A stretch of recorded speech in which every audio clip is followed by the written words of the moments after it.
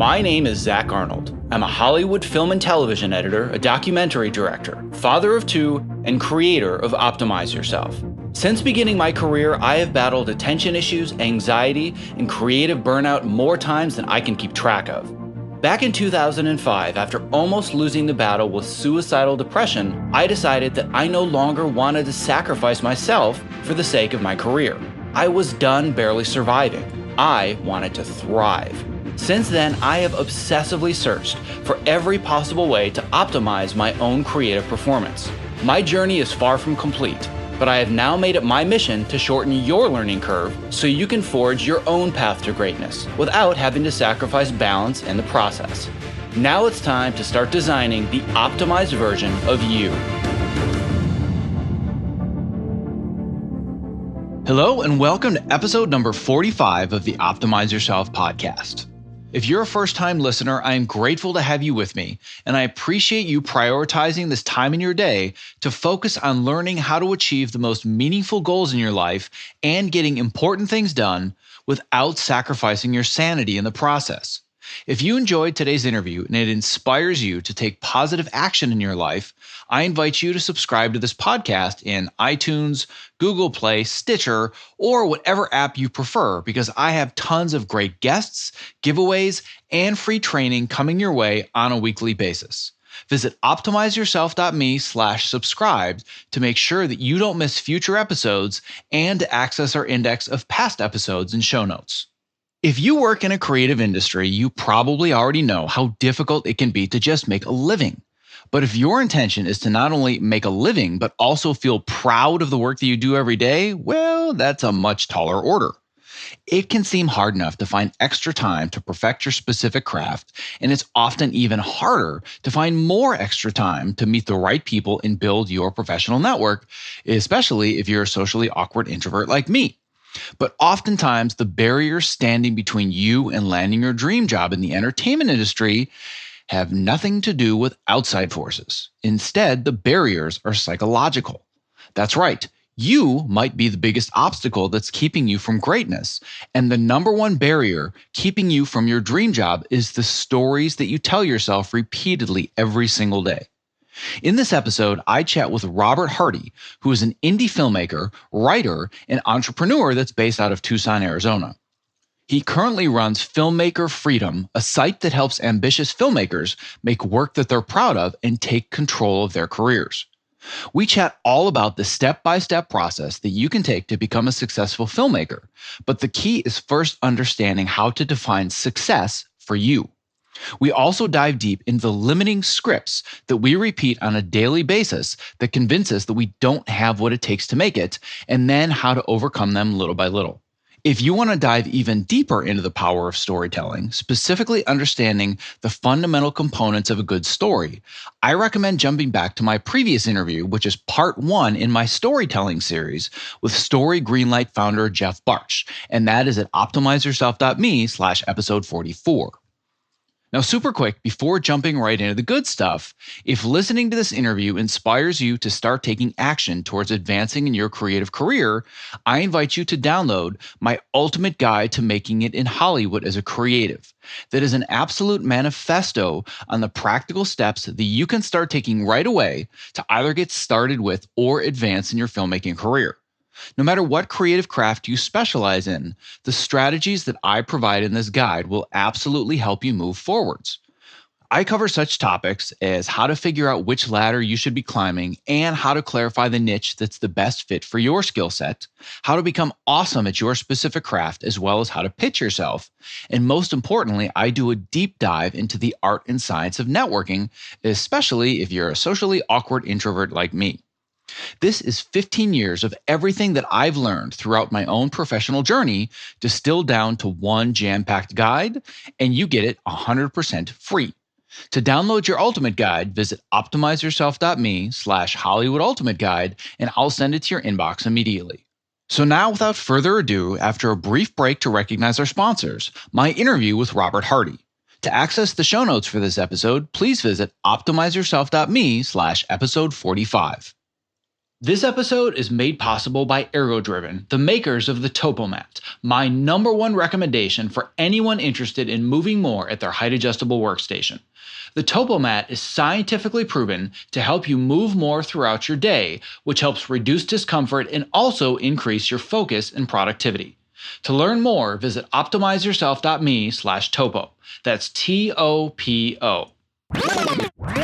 So I'm here today with Rob Hardy, and this is an interview that has been a long time in the making because you and I have been going back and forth behind the scenes for probably the last 2 or 3 years. You and I met in a, what do we want to call it? Like an online entrepreneurship business space and realized, oh my God, there's another person that's interested in filmmaking and better health and finding another way to do films that isn't Hollywood. So you and I immediately bonded. So that being the case, I am very excited that you and I are finally doing this today. So thanks for being on the show. Dude, thanks for having me. I think before I even knew who you were, I bought your course because obviously I spend most of my time writing and sitting in a desk and just not moving. So it has been tremendously helpful. I got my standing desk now, my TopoMat, all that fun stuff. All thanks to you. Well, and thanks to you, I now get Facebook messages and emails pretty much on a weekly basis of people asking if they want to pick my brain and take me out for coffee and lunch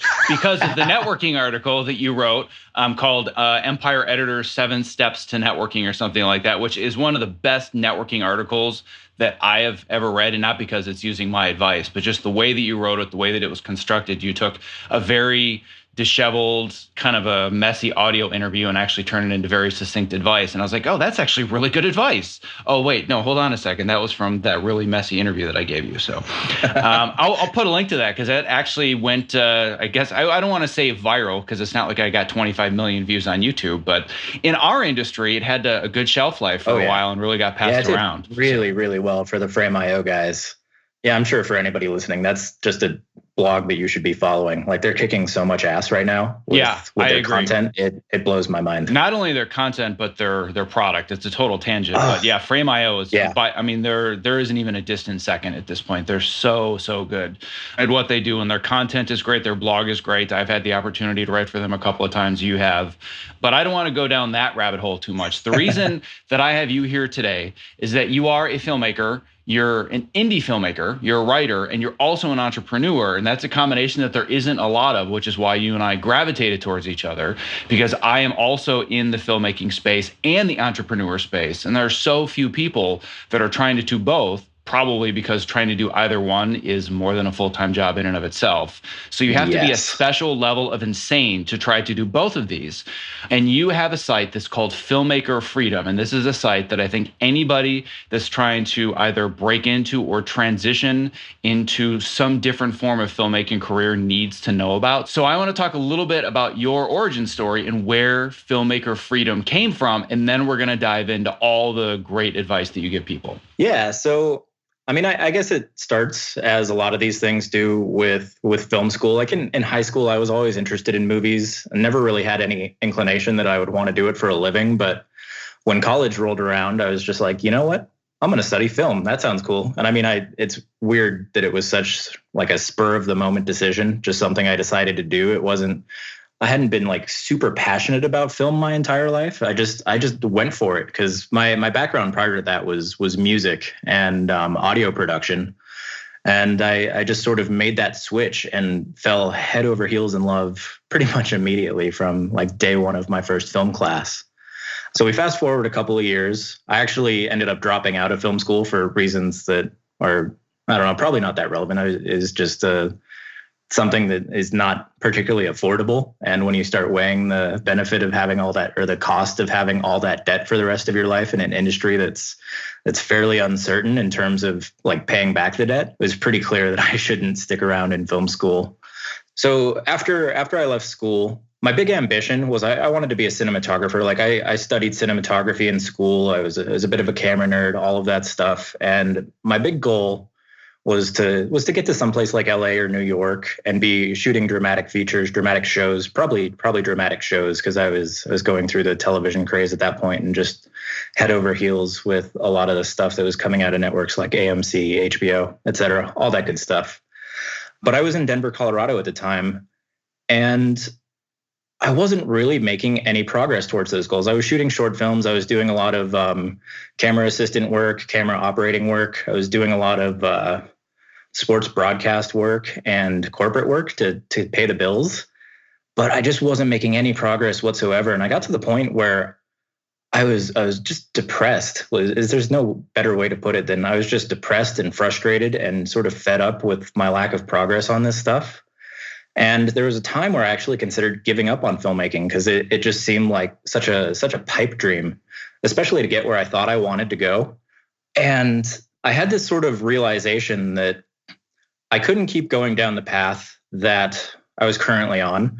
I didn't want to be working like 12 to 14, 16-hour days, anything like that for the next 10 to 20 years to get where I wanted to go.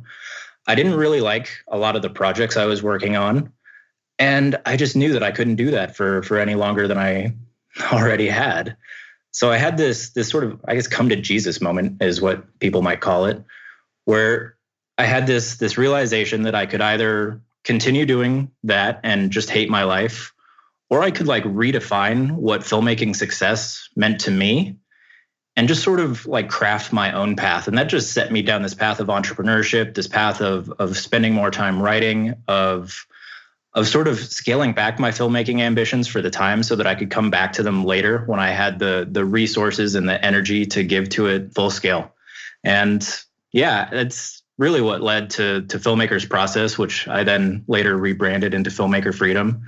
And it's all just sort of built around this idea of crafting a filmmaking career that you actually care about, that you actually find fulfilling, and that doesn't drain you of all your life force, as I found out. Well, anybody that has listened to this show or read anything that I write at any length whatsoever knows that my spidey sense immediately went off when you started talking about this thing called a path.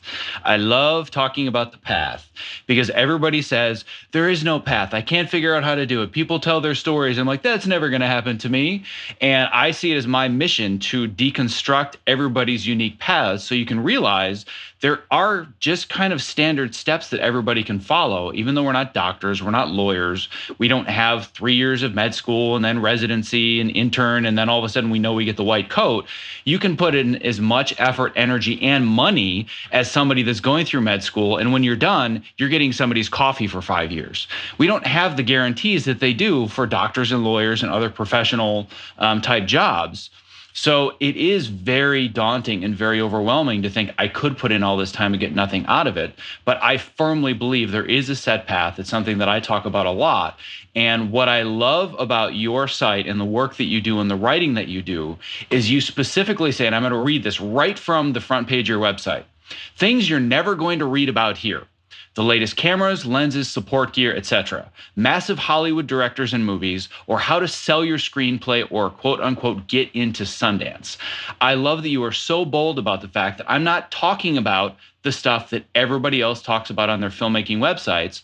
We're going to figure out how we're going to conquer the psychological forces that hold us back and how to make films that we're genuinely proud of that we want to share with the world. This is a really unique perspective, especially for our industry. So I really want to start jumping into some of these psychological forces and talking about mindset. Like you talk a lot about those things, and very, very few people in the filmmaking world even consider these things. It is all about, well, this is the latest camera, or I need to be doing this because this is what everybody else does. And I don't believe in any of that crap. So you and I are kindred spirits. So let's start talking and just diving deep into this concept of kind of what some of the fundamental steps are in this step-by-step path that we can follow if we want to be successful filmmakers. Yeah. So, I mean, I guess if we're going to sort of deconstruct the path to be successful, you have to first start and just figure out what the hell it means for you to be successful. And more than anything, that can't come from the people around you. That can't come from blogs and podcasts and from the people you surround yourself. The only place that can come is from within you. And that may sound like some kind of woo-woo crap, but like it has to stem from your values, and it has to stem from you being introspective and figuring out what kind of life you actually want to live. Because if you don't take that into account at the very first step of all of this, you may wake up in 5 years or 10 years and realize you have just spent your life doing something that leaves you feeling empty and drained, and you don't have anything to show for that time and energy you've put in.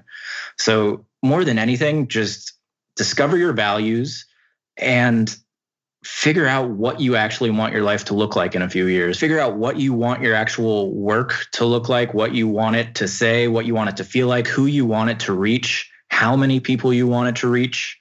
Figure out what you want your days to look like and how you want your time to be structured and the types of people that you want to spend your time with. Like all of these types of things should they should factor heavily into how you define success for yourself.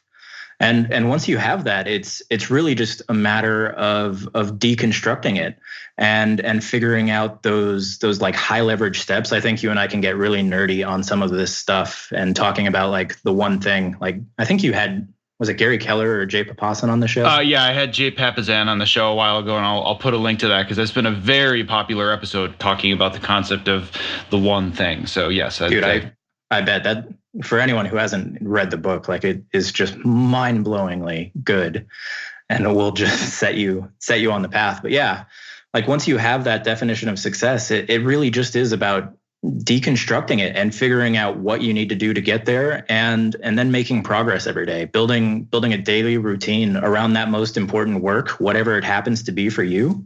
And there's a lot of other things you can do, like short-term goal setting, long-term goal setting, all of these things that I'm sure you know about if you listen to Zach's show. So just to kind of go back to this idea of defining success for yourself, this is so key, especially in such an image-driven industry such as Hollywood, where it's all about, I want the attention, I want the recognition, I want the awards.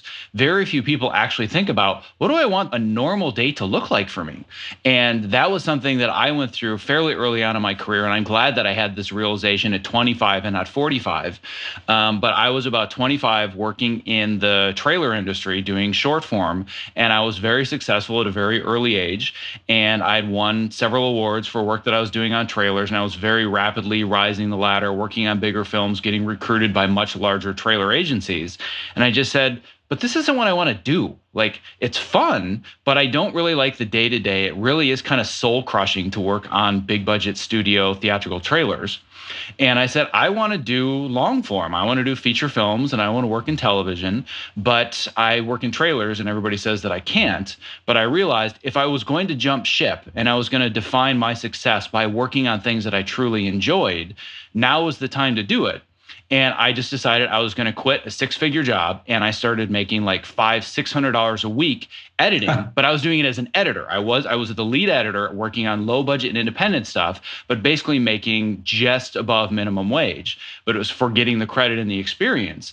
And there were people that I worked with at the time. They're like, dude, what are you doing? Like, you're making all this money. You're getting recruited from these larger trailer companies. Like, this is it. This is what you've been working for. And in my mind, I was thinking, but it's not what I'm working for.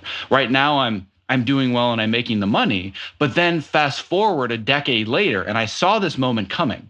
I wasn't 100% confident it was coming, but I was pretty sure. But fast forward a decade later, bumping into people on the street that I worked with at trailer companies 10 years ago, saying, yep, still at the same place and it's crazy as ever, and I'm just crazy tired. I'm working on big movies, but I'm just burned out and I'm tired all the time. And I actually had one person say to me, he's like, I wish 10 years ago I'd done exactly what you did, because I can't get out. It's like I make too much money and I've got a mortgage now and I've got a kid and I can't get out and I hate what I do, and I wish that I had thought about this more when I was younger. And that's what it's all about, defining what success looks like for you. Yeah, so I think you brought up a really important point there, and it's this idea that you are very much influenced by the people around you, or we all tend to be influenced by the people around us, especially the people who we're friends with, the people who we're colleagues with, and we just work in close quarters with, and that can actually be a dangerous thing, as you mentioned, because if you had taken that advice, as a lot of us tend to do, like if we don't have our guard up and we don't have a really keen sense of what we really want out of life, we're bound to take that advice. We're bound to listen to the people around us and sort of crowdsource what our future should be. But as you just described, it's a dangerous proposition, because you could very well wake up in a few years, 10 years, and realize that you followed the wrong advice, buddy. And that's something that we all need to be aware of. And it's also a really good reason to start surrounding yourself with people who are maybe not more ambitious than you, but who are on the same path as you, who are maybe even a few steps ahead of you, who can give you guidance, who can push you to be better in this particular arena that you want to succeed in. Because at the end of the day, if you surround yourself with people who drag you down or who pull you in directions that you don't want to go in, you're just setting yourself up for significantly more work and for more turmoil and for less progress, quite frankly. Well, I think that kind of what you're talking about is this idea that we are the 5 people that we surround ourselves with the most. It's a very popular concept. And when you're in a job where you're relatively unhappy, you're probably surrounded by other people that feel the same way, and you all kind of commiserate, and you all kind of get the sense that, well, we're in this together. But then as soon as you want to break out of that mold, all of a sudden you become the outsider. It's like, what, are you too good for this place? You're too good to be a trailer editor, and now you want to do features? Like, that's hard to break out of. But I think that to kind of encapsulate it in the way that I really saw it, and it's one of my favorite.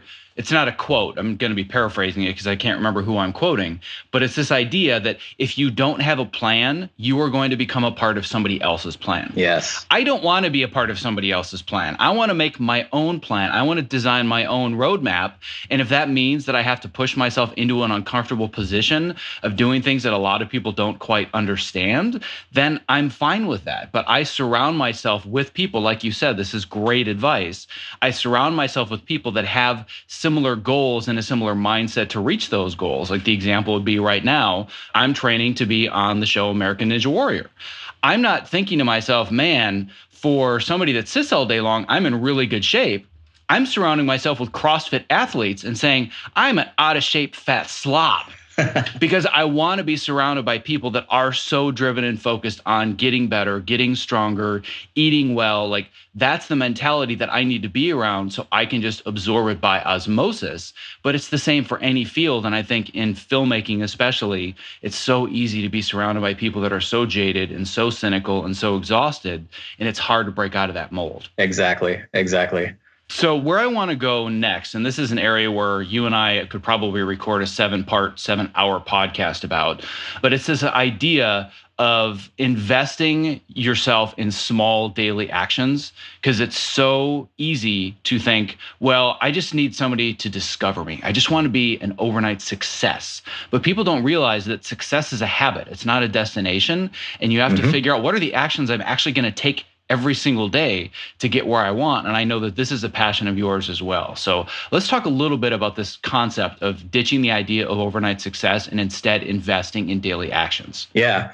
I think first and foremost, we all just need to be a little bit more cognizant of some of the stories that are out there regarding filmmakers succeeding in sort of like the blog world, the podcast world, and the trades. Because if you're not careful, you will just see story after story after story that look like people are just succeeding overnight. And those stories will, of course, they'll influence your perceptions, your beliefs, and they'll make you feel like that you should do that as well, or that idea of overnight success is attainable as well. And it just is one of those things that I think sets so many people up to just spin their wheels and be frustrated and be in a place where they're like, why is it not happening yet? And of course, you and I both know the antidote to that is to first and foremost try to realize that for most of those stories, like when you see the successful indie filmmaker who like gets a deal with the studios or whatever it is, you see that little tiny slice in time, but you don't see the 10 years preceding it, where he made short film after short film after short film that nobody cared about, that like are now just sitting around on Vimeo with like 37 views each, most of which came from like his mom or something.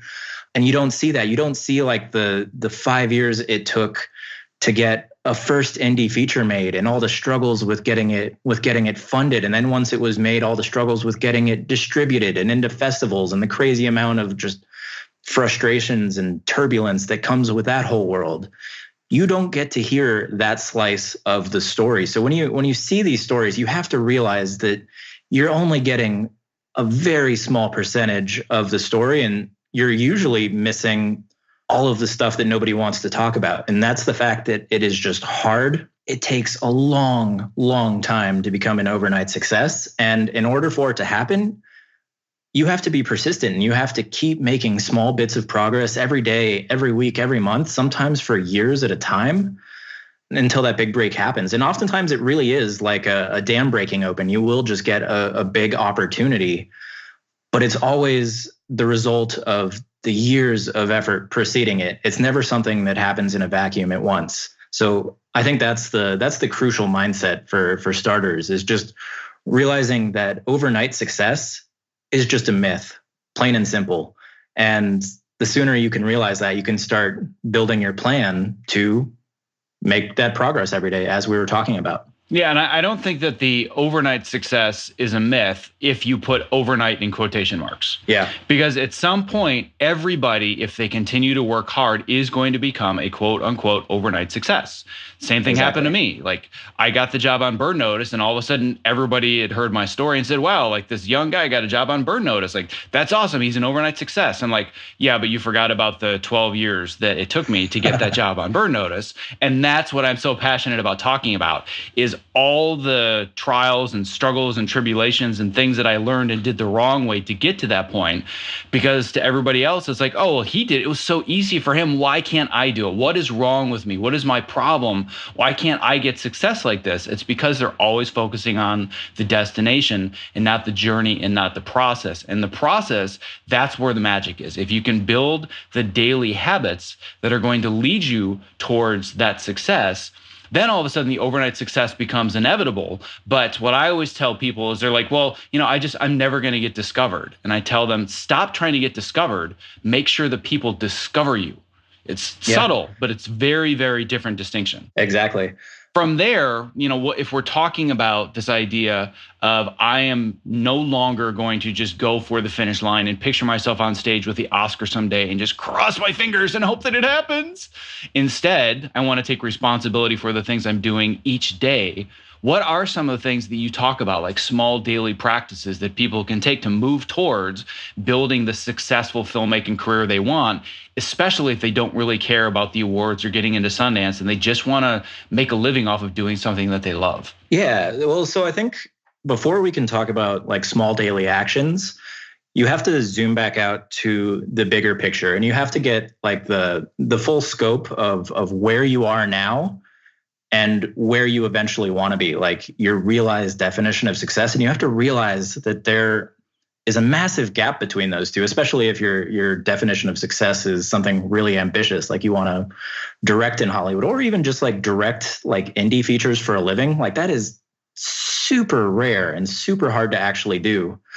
So you have to really take stock of that gap, and then you have to construct a plan to bridge that gap, because oftentimes when you're at the starting line, you have no clue what it's going to take to actually get you to where you want to go. So it really is about starting at the end and deconstructing like each subsequent step that you want to get there. So I have this concept that I've been working on that I call the film career staircase.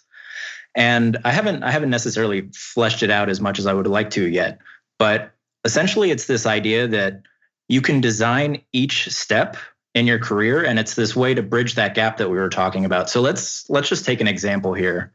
So let's say you want to direct indie features for a living, and you want to completely skip out on like the traditional model of going through sales agents and distributors, and you just want to sell directly to an audience. You want to build an audience online of people who are interested in your films, and you want to sell your work directly to them.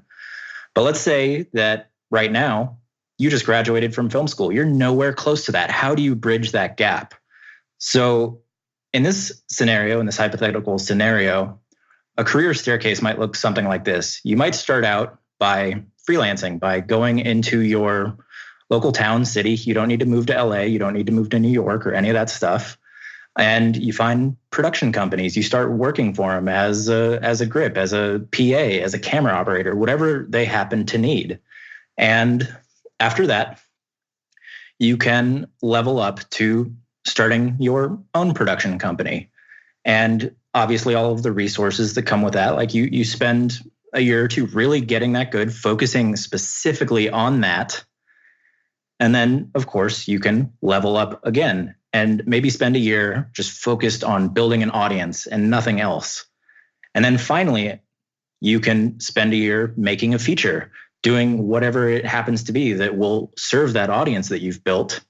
And that is sort of a way that you can just build out these subsequent steps in your career. And each step gives you leverage as you move to the next one. And that's one of those things like, so if you wanted to just make a feature straight out of college, you wouldn't have any leverage whatsoever. You'd have to scrounge together all your resources, and it probably wouldn't happen. But if you make a feature already having the resources of your little indie production company, you've already built an audience, at least a probably small audience if it's only a year that you've done it. But that gives you so much leverage as you go into that process that you can be relatively secure in it and not have to basically bet the farm and potentially like just mess up your life if the feature doesn't work out. That's sort of what I'm working on. It's just this idea that you can design each step in the process of getting to your bigger picture goal. And each of those steps should give you leverage and security and stability as you move to that next step. So yeah, does that make sense? Yeah, no, that completely makes sense. And this is exactly the kind of stuff that I geek out on and obsess over, is just the psychology of achieving goals, but not only achieving something, but designing the process to get there. Yeah. I mean, this is like the perfect opportunity for a shameless plug for my new Design Yourself program, because that's basically what we're doing in this program. Is you look at this giant macro goal that you think, man, that just seems completely insurmountable. I don't know how I could ever get there. But you break a giant macro goal down into much, much smaller micro goals. So one way that you can do it is you say, I want to direct big budget Hollywood, feature films, right? And I just came out of college, like you said. Well, yeah, so that's not going to happen tomorrow, even though there are a lot of people who think it is. It's not going to happen unless you're Ryan Coogler and you go from doing Fruitvale Station to Black Panther. But that's not going to happen to most people. But if you look at it as, well, I don't need to be directing a Hollywood feature film tomorrow. What do I need to do tomorrow? Well, I don't know. Okay, where do I need to be in 5 years? All right, well, in 5 years, I probably need to at least have a few feature films under my belt. If they're indies, maybe they're shorts even, just to show that I can do it. All right, well, if I need to be doing that in 5 years, what do I need to be doing in like a year? Well, I probably need to at least be working on movies, right? I should probably be getting paid for a living and be on sets and be able to observe the process and learn from other directors, or doing my own, really low budget shorts. All right, terrific. So what does that mean I have to do this week? What does that mean I have to do in an hour?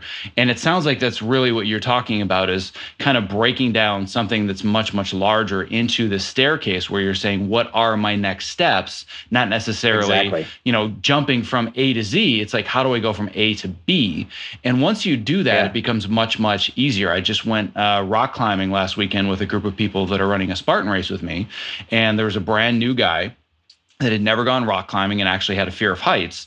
And he stood at the bottom and said, there's no way I can go to the top. I said, you don't need to go to the top. You need to just grab the next little handhold right there. He's like, well, I can do that. I'm like, great, grab the handhold. All right, I'm fine.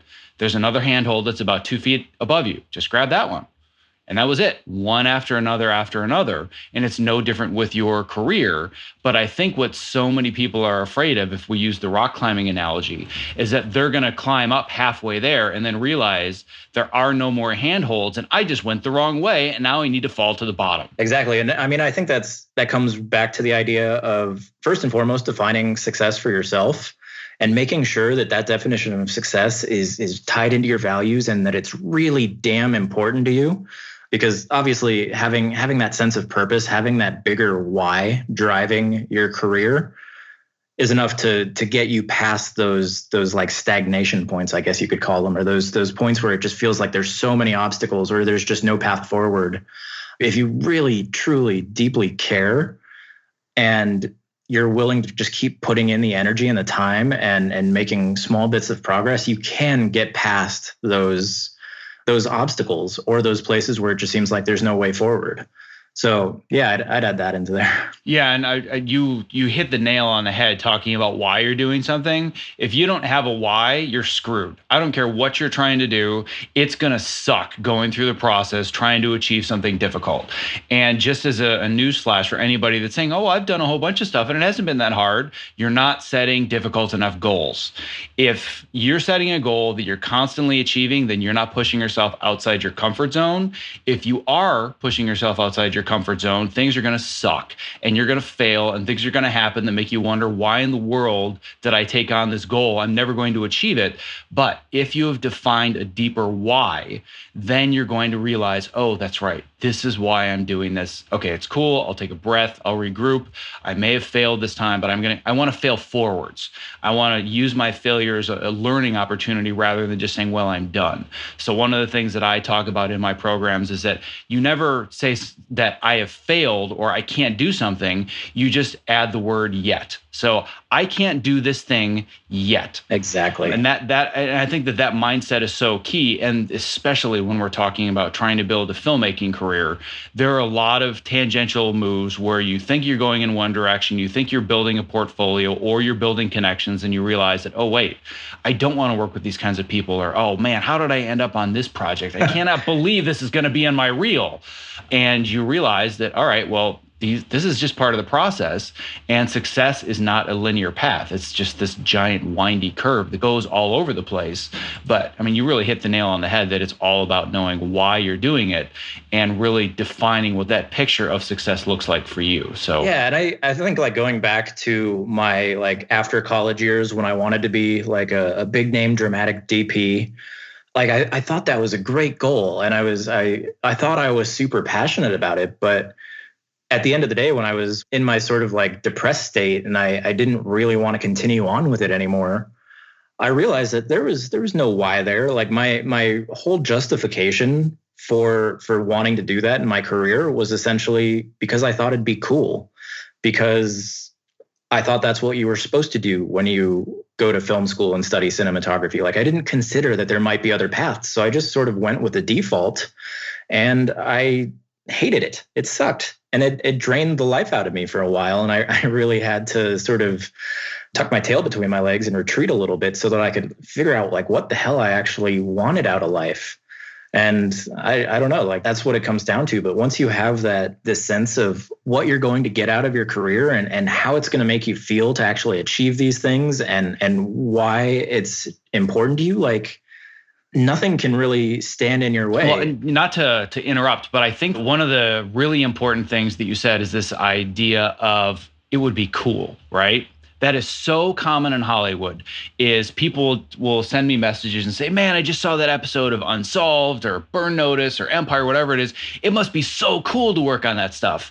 I'm like, why don't you come spend a day with me? Why don't you come in my tiny, small, dark room with no windows and poor ventilation and spend 12 hours in one spot staring at a computer screen?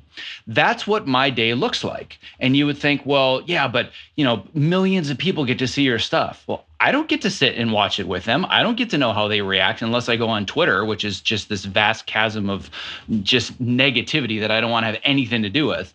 But those are not the rewards that I get. So how am I able to do it day in and day out every day when the process is not terribly sexy? Everybody thinks that working in Hollywood is sexy until they've watched an editor do their job for 5 minutes and said, oh my God, this is the most boring thing ever. Or they've been on a film set and said, wow, this is really slow and there's not a lot happening. Like the cool factor goes away after about 10 minutes. So exactly. What you have to enjoy is the process. So for me, there's nothing more invigorating as a film editor than being in front of an empty timeline and playing Tetris with emotion. That's what editing is to me. I play a game of Tetris all day long, creating emotions with little tiny colored blocks in a timeline. I love doing that. That's been fun for me since I was 9 years old. And when I was 9 years old, it was VHS tapes. It wasn't Avid. But at the same time, it was the same concept. Yeah. So for me, if the day sucks, if something's not working out, it doesn't really matter because it's the process, not the destination. And that's why, like, my definition of success is, am I really enjoying the project that I'm working on? And is it giving me a lifestyle that I enjoy? If it's not, I'm not successful. Dude, yeah. Other people are looking at me saying I'm successful, but I'm not successful by my own definition. Yeah, you just nailed it. It's all about getting to that feeling that you are successful. And again, that sounds a little bit like we're getting into some woo-woo territory. But at the end of the day, like, you can set these big goals for yourself, but if you don't feel successful, then you're not going to be happy with yourself. You're just going to move on to the next big goal and the next big goal. And if you don't stop to enjoy yourself in the process and to say, like, yes, this is it for me. This is what gives me the fuel I need. This is what gives me fulfillment. This is what gives me satisfaction in my work. Then it's never going to be enough for you. And I think this is something that we've both talked about a lot in terms of goal setting, is this idea of like the hedonic treadmill, and this idea that you have to set your goals in a very specific way so that you don't get there and then realize that it wasn't anything worthwhile in the first place. Well, I think another thing to kind of add on to that maybe this will send us in a different direction, is it's very difficult when you're working in a field such as Hollywood to set a very concrete, specific goal. Yeah. So going back to this analogy of doctors, right? So if there's a kid that's 18 years old that's going into college, they can say very distinctly, I want to be a doctor by the time I'm 28 years old. And I don't know the exact amount of time. Maybe they can be one at 26, 27. So I apologize if anybody's listening. They're like, that's not how long it takes. But let's pretend that it takes 10 years from the time they graduate high school to actually wearing the white coat and having their own medical practice, right? So they can write on a piece of paper, I am going to be a doctor in 10 years. That's realistic. If you're going to say, I'm going to be a film director in 10 years, that's not as realistic, because, and not because you can't do it, but because there are so many outside factors and forces that are going to determine when it happens, not if it happens, exactly, but when it happens. So one thing that I want to dive into deeper that I know you're all about as well is this idea of setting a goal versus building a system. Mm-hmm. Because if you say, I want to lose 20 pounds in 6 months, well, if you take all the right actions, most likely that's going to happen if there aren't biological or medical factors to get in the way.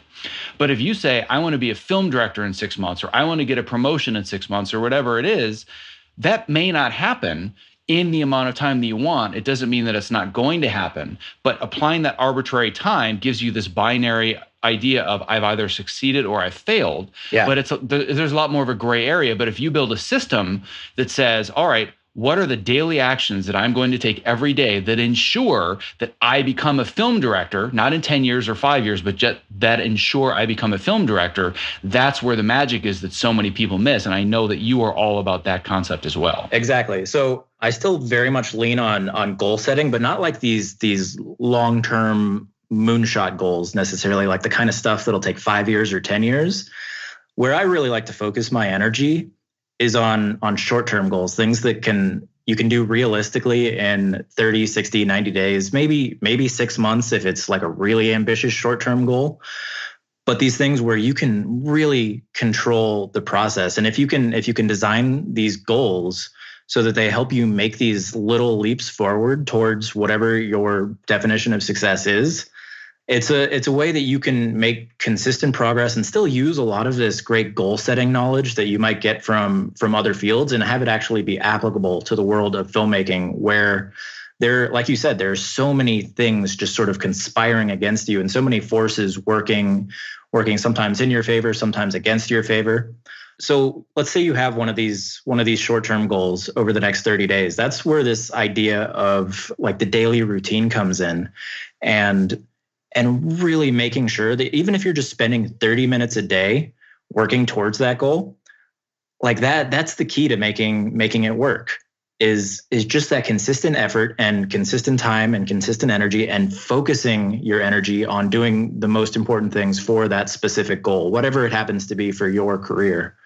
And and that's where the idea of the daily routine comes in. Yeah, I'm using words like consistency is you're giving me goosebumps now, because now we're really diving into the good stuff. Like this, of all my philosophies for success, achievement, it doesn't matter what it is. If you're consistently doing it, you're going to get somewhere. So that's the part that people miss, is the consistency in their actions. And they think, well, I tried this a couple of times, it didn't work. All right, well, how many times did you do it? Like 3. It's like, oh, well, try doing it 100 times in a row and see if it, gives you progress or not. And I love the idea that you're talking about not setting these moonshot 5-year or 10-year goals. So just on the fly, let's take a hypothetical situation. And I'm, one of your most ardent readers and listeners, and I'm somebody that is struggling to find my own filmmaking path, and I want to find filmmaker freedom, and I want to stop setting a 5-year goal, and I want to set a 90-day goal. Give me a good example or a few examples of the kinds of 90-day goals that I should be setting if I don't really understand how to set short-term goals. Yeah, you bet. So, I mean, the first thing is that whatever your short-term goal, like 90-day goal, whatever it is, it has to be completely relevant to your bigger picture definition of success. Like the idea is that you make these little leaps in like substantial progress, substantial bits of progress towards wherever it is you ultimately want to go. So let's just take an example and let's go with the film industry, since this is something that you know very well. At the end of the day, like there are a few things that really influence whether or not you make it in the industry. And one of those things is your connections and your ability to have relationships with the right people.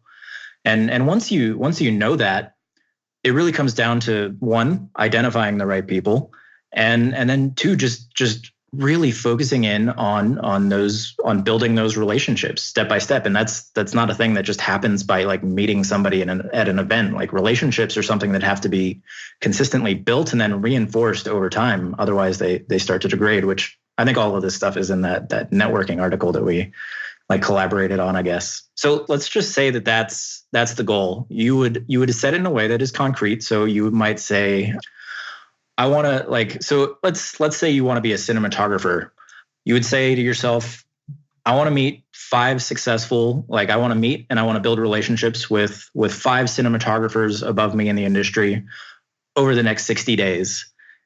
And that might be a good goal. That might not be. It really, again, depends on your situation. But once you have that level of specificity, it's just a matter of how do you do it over the course of 60 days.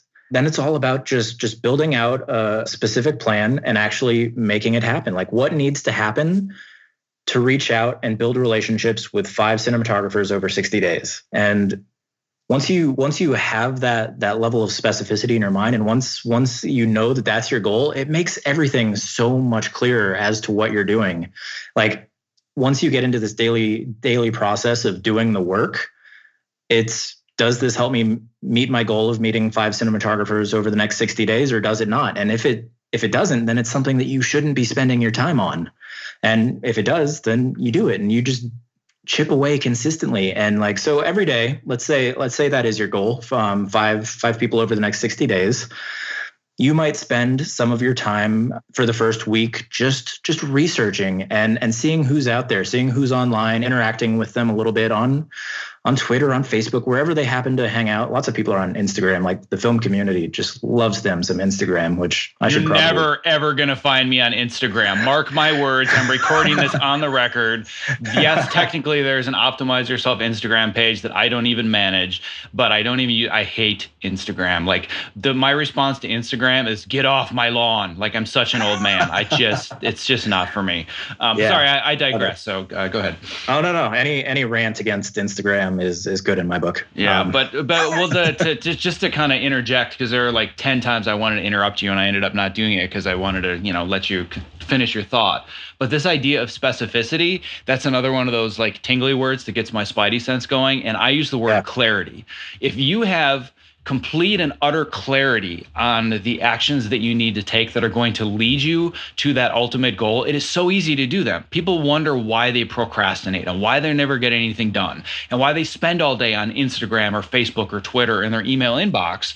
It's because they don't have clarity about what needs to be done, and they're not confident that the actions they do take are going to lead them somewhere. And those are the what I call the 3 C's. You need clarity, confidence, and consistency. Yep. So if you're clear that, all right, I want to be a cinematographer, it's probably going to take me 10 years. How do I know that? Because I've read about a lot of people's stories. I've heard their interviews. It sounds like 10 years is the magic number. Yeah. Being a cinematographer in 10 years, that seems completely foreign to me. Like a decade's never going to pass, never going to happen, right? However, if I've broken down that 10-year moonshot goal into, these benchmarks of where do I need to be in 5 years, where do I need to be a year, now I'm setting a concrete goal that in 60 days, I know that I need to build relationships with 5 cinematographers who have work that I admire, and I would say I would love to have their career someday. So now I know that when I wake up tomorrow morning, the only task ahead of me is I need to research 10 cinematographers and choose 5 of them that I would like to build a relationship with. If you are that clear on the fact that that's all you need to do to get where you want to be in a decade, procrastination disappears because you're like, oh, well, that's easy. I can go online for 30 minutes today and I can research cinematographers that I like. Like, that's not hard. But people think to themselves and they psych themselves up saying, well, it can't be this easy. Like, there's no way this is going to lead to success. But that's really the way that it works. You just pick one small, tiny daily action.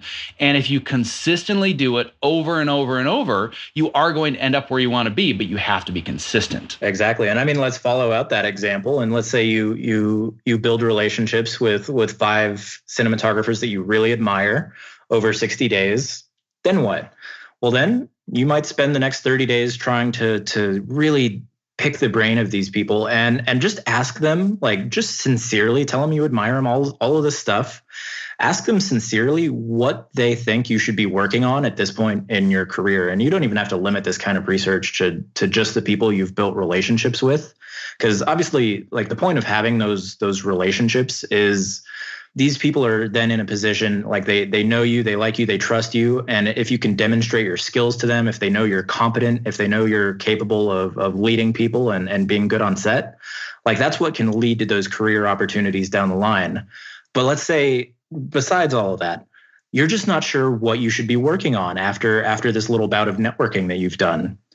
That's where, like, reaching out to these kind of people who are where you want to be and just picking their brain a little bit, asking them what kinds of things they would be working on if they were in your position, like, that can give you so much clarity about how you should be spending your time. Because one thing I've found with basically everybody, this isn't even just like relegated to the creative community or the filmmaking community, it's that we all are expending so much energy and doing so much stuff, but so little of what we're doing is moving the needle. Like, we're just so busy, so constantly busy. And this is something you've clearly talked about. Busy is a 4-letter word. I hate the word busy, but continue. Well, yeah, no, that's exactly it. And we, like, pride ourselves on being busy, but we rarely stop to ask ourselves, am I busy with the right things? Am I actually focusing the majority of my energy on the things that are ultimately going to move the needle and are going to help me move forward in my career? And if you don't do that, like, you may eventually be busy on some of the right things just by like sheer coincidence, but it's never going to be intentional, and you're never going to make consistent progress over time because you just haven't learned how to focus your energy yet. And that's where, like, things like the focusing question from The One Thing come in. That's where, like, these little interviews where you, like, reach out to people who are ahead of you and you figure out what you should be focusing on. Like, those are 2 of my absolute favorite strategies for just getting clarity on what you should do right now at this point in your career. Yeah, I think that that's so key. And I love this idea of reaching out to other people, because it's very easy for me to say, well, if you want to do this in 10 years, just break it down into manageable steps. And if you're thinking, I don't know any of the steps, so I can't do that, well, then you only have one next step, and that's figure out the steps. So if you want to create, like you said, this filmmaking staircase, so to speak, and you know what's at the top of the staircase, but you have no idea what any of the steps are, that's fine. Neither does anybody else when they start. But guess what? There are people that are standing at the top of the staircase that you want to ascend that know how they got there. So the only thing you have to do right now is figure out what are the steps. And then once you know them, oh, well, this guy told me this and this piece of advice. All right, well, now I don't really have all the pictures and all the steps that I need, but I know a couple of them. And the most important one is I know the first one. So just, there's going to be some level of kind of blindly climbing the staircase for, at least a few of the steps, saying, well, I know I'm going up and I'm not really sure where the next step is, but if I just get to this one step, I can ask somebody else and they're probably going to help me fill in the gaps. So even if it's not the perfect staircase, so to speak, as long as you can get up the first step, then you're going to get some semblance of momentum and say, oh, all right, now this is starting to feel like I'm going somewhere. It's slow, but it's consistent. Now I need to start filling in those gaps. Yeah, and I think you just touched on something that is super important, and that I think holds a lot of filmmakers back. And it's this idea of just uncertainty, not knowing what to do next. Even if you've reached out to people, even if you've asked yourself the focusing question, which we could probably get into in a whole nother piece of this conversation. But like even once you've done all that, you're never ever going to have all of the exact perfect answers. And for a lot of us, that can be like debilitating. It can stop us from taking action and from like actually trying things and doing things in the real world. And that's something that we have to be aware of it. And we have to I guess overcome some of those psychological forces that prevent us from actually taking that first step and getting out there and just trying things. Because like if there's one thing I've learned just from like the world of filmmaking, from trying to build a business from scratch, which is really damn hard, and every day is just trying to figure something out and trying things and seeing if they work. But you have to try things. You have to put work out into the world. You have to just do things in a direction that you think is the right direction, but you will never exactly know that for sure until you actually go out there and do it. So that's one thing I would say. Like, I think when it gets into that, or like into this realm of like goal setting and having absolute specificity about the nature of the goal and the direction you're moving, like it can be really easy to just like think yourself into a hole and not really just like at a certain point let go and get out there and start moving in a direction. So I think that's a really important thing to just sort of add to this, is you have to just start working. And just by nature of doing the work, you will find out if it's the right work or not. And if it is the right work, you keep doing more of it. If it's not the right work, then you go back to square one and you find more things to work on that will potentially move you towards your goals. Yeah, there's no better way that I could top that or close than say, just go out and do something. Like that's the best advice possible, because you can have all of the knowledge in the world and all of the steps in the world and have read every single book and you've watched every single Steven Spielberg movie, and you're sitting around doing nothing. You're getting nowhere. Like, ideas are worth nothing without implementation. So yes, just to reiterate what you just said, whatever it is that you want to do, just get out and start doing it, and be willing to embrace failure. You are going to fail a lot, and some people are going to see that failure, some people are not, but you have to be willing to embrace failure and see that failure as a learning opportunity rather than saying, well, I failed, so I'm no good and I'm just going to quit. This isn't right for me. Because I guarantee there are many, many, many, many failures in my life that most people are not aware of, and they may have even seen something that they thought was a success that to me was a failure, based on my definition of success. So, I mean, we could go way deeper down the rabbit hole, but as is usually the case with this show, I go about an hour. I just start getting warmed up and getting really into it and realize, oh my God, I've been talking for an hour with this person. So I want to be respectful of your time. But before we go, I want to make sure that people know exactly where to find you and some of the great stuff that you have to offer them. Yeah. So, I mean, the best place to find me is just filmmakerfreedom.com. Like I'm on the Facebooks and the Twitters and all that. And I'm rarely on them because like you, I'm very much a fan of just automation and letting the tools work their magic so I don't have to spend my time there. And more than anything, like, I am very engaged with the people on my email list. So if you want to reach out to me and chat, just jump onto the list. Like, there's a million ways to get onto it from my website. And let's start a conversation and see where it goes. And I also have a really kick-ass newsletter that I send out on Sundays that if you're interested in just like the world of film and how to master your mindset, how to master the craft or the business or whatever it is, like there's always good stuff in there that I sort of curate from various corners of the web. And I'm just really proud of the newsletter. I think it's awesome, and that you should join it. Yeah, who's listening right now. And I second that. Trust me, if you're listening to this right now and any of this sounded appealing and you think it's going to get you where you want to go, get on that email list, because it's not like most of these newsletters that send you 8 articles and there's 14 like little advertisements in the email and you can't even read them, and it's nothing like that. Like you really feel like I'm talking to you, you are talking to me. And the most important thing that I think your work does that most people overlook is you're shortening people's learning curves.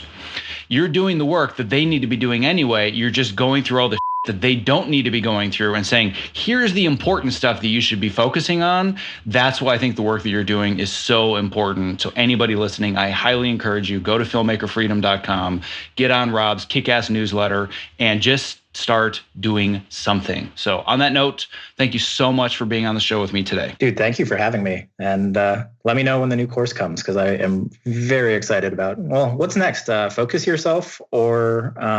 Design Yourself is going to be the most immediate. And by the time this episode comes out, Design Yourself will have already been released. And then Focus Yourself is going to be the number one focus, pun intended, of my life for the remainder of the year. So I'm going to be rolling it out in several very small stages as I build it. But by the end of the year, there's going to basically be as close to a foolproof system as possible to go from I have no idea what to do to not only do I have 100% clarity on what I need to do, I'm completely confident that I can do it, and I can do it consistently using the following systems and tools. So dude, I love it. That's my entire year right there. Yeah. And I obviously like nerd out about this stuff, and I think we've read a lot of the same books and do a lot of the same stuff, but I am so freaking excited for that course. Well, that makes 2 of us. I'm using the system right now. So I'm basically guinea pig number 1, because it's my system that's leading me towards this ethereal goal of hanging from crazy obstacles on television someday. That's so badass. I love it. Thank you for listening to episode 45 of the Optimize Yourself podcast. To access the various links and resources mentioned in this episode, please visit optimizeyourself.me/episode 45. If this episode inspired you to take action towards a creative career that you can be proud of, I invite you to download my ultimate guide to making it in Hollywood as a creative. That is an absolute manifesto on the practical steps that you can start taking right away to either get started with or advance in your filmmaking career. No matter what creative craft you specialize in, the strategies that I provide in this guide will absolutely help you move forwards. I cover such topics as how to figure out which ladder you should be climbing and how to clarify the niche that's the best fit for your skill set, how to become awesome at your specific craft, as well as how to pitch yourself. And most importantly, I do a deep dive into the art and science of networking, especially if you're a socially awkward introvert like me. This is 15 years of everything that I've learned throughout my own professional journey distilled down to one jam-packed guide, and you get it 100% free. To download your ultimate guide, visit optimizeyourself.me/Hollywood Ultimate Guide, and I'll send it to your inbox immediately. Thank you for listening. Be well. This episode of the Optimize Yourself podcast was made possible by Ergo-Driven, the makers of the TopoMat and Topo Mini, my number 1 recommendations for anyone interested in moving more at their height-adjustable workstation. Listen, standing desks are only great if you're standing well. Otherwise, you're constantly fighting fatigue and chronic pain. Not like any other anti-fatigue mat, the Topo is scientifically proven to help you move more throughout the day, which helps reduce discomfort and also increase your focus and productivity. My friends at Ergo-Driven did extensive testing and compared their product to the top-of-the-line floor mats, and they found the Topo drove almost 2.5 more moves per minute with 270% more foot motion. Now, what this simply means is that the Topo users move more. I'm standing on one as I read this, and I don't go to a single job without it. And if you're smaller and you're concerned the Topo mat is too big, or you simply don't have the floor space, there's the Topo Mini for that. To learn more, visit optimizeyourself.me/topo. That's TOPO.